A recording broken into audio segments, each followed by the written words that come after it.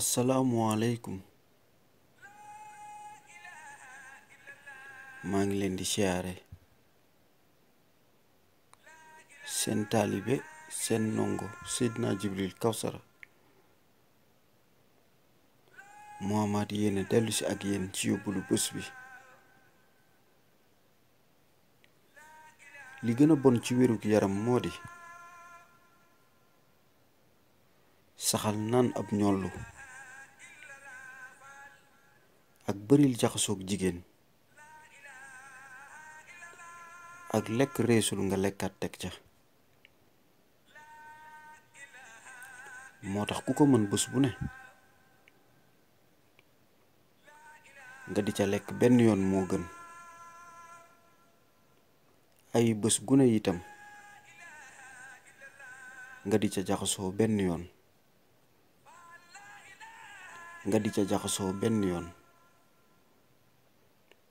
ñoo ngi ko toxalee nag ci téere buñ naan xuratul ay ni sëriñ Sooy bu Mbàkke yàlla na ko sa borom dolli ay may wax ko fa. jërëjëfe sëriñ Tuuba maam Cheikh Ibra